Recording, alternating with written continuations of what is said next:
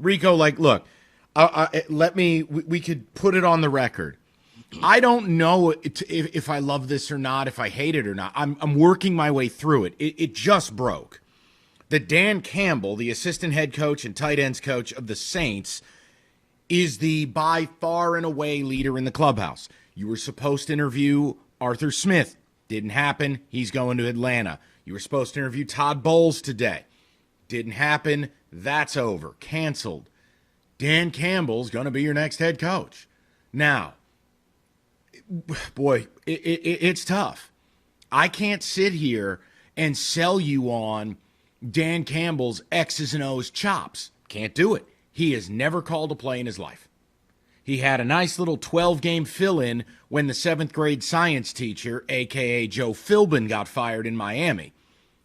He's an under-the-radar candidate.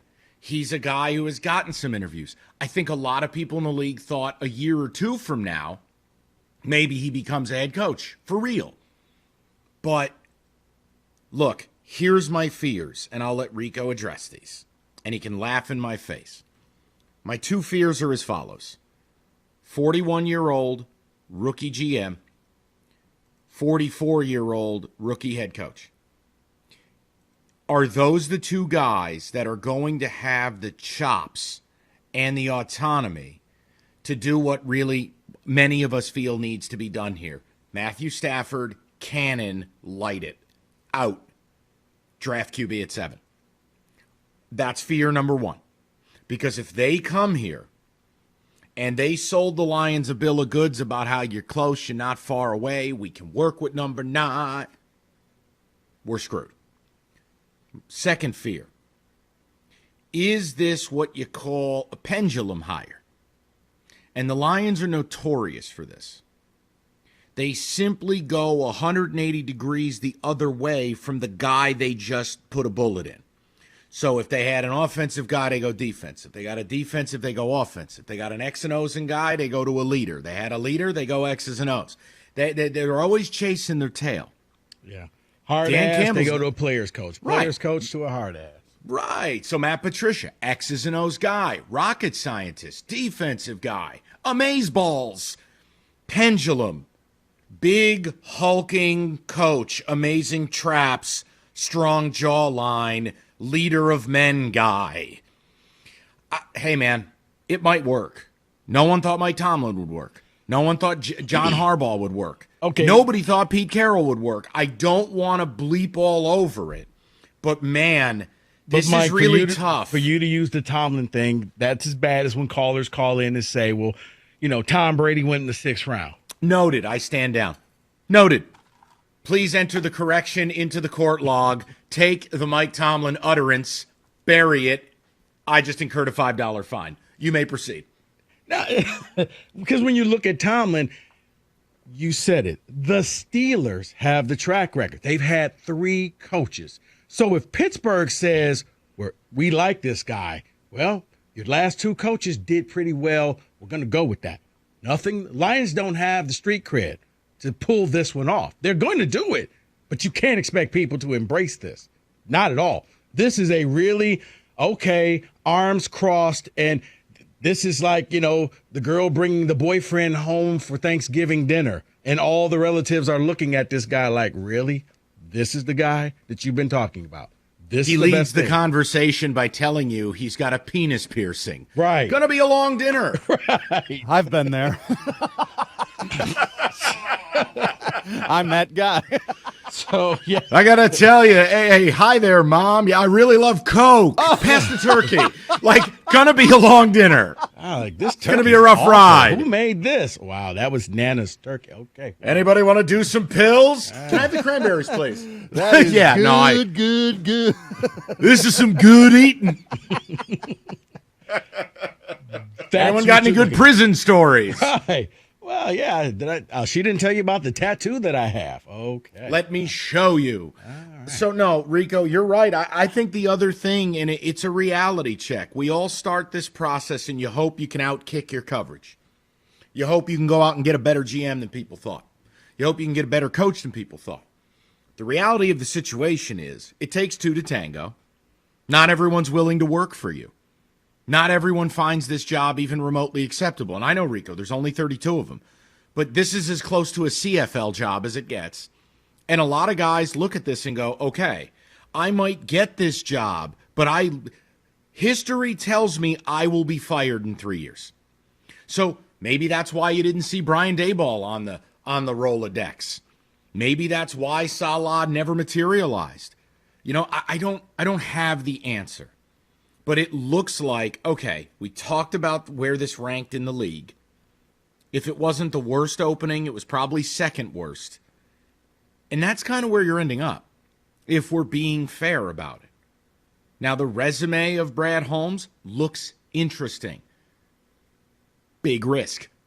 You had here's the pendulum, right, Rico? You had a pro scouting guy last time. Let's get a college scouting guy this time. He's never run a building or come close to that. It's going to be a big challenge. Dan Campbell. He took over for a fired coach, had a little day in the sun, but he's played a real role in New Orleans, being Sean Payton's lieutenant, right-hand man. But facts, never has called plays, doesn't have a super strong X's and O's background, and now he's got to lead a room. This is why it's so hard to find a good GM and coach pairing when you're a god-awful franchise. So I'm willing to give anybody. They could have hired Lucifer, and I would give it a chance. I would tell you, maybe he's not that bad of a guy. I misunderstood. Whatever you want, I'll give it a shot. You do dumb stuff, I'll say mean things. You do smart things, I'll be nice. But, yeah, Rico's got this right. This is a real, I think, shock to the system of some Lion fans who thought, hey, we got a real shot at Salah. Or, hey, maybe Brad Holmes is coming. We'll get this Sean McVay of defense and Brandon Staley. Or, hey, maybe they've got a secret handshake agreement with one of the playoff coaches. Well, maybe they did. It's just not the one you would have thought. No. And I don't know what to take of this. Justin Rogers put this quote from Campbell from a 2019 interview talking about his coaching philosophy. Just from a philosophy standpoint on how you play the game, offensively and defensively, it was like identical, Campbell said.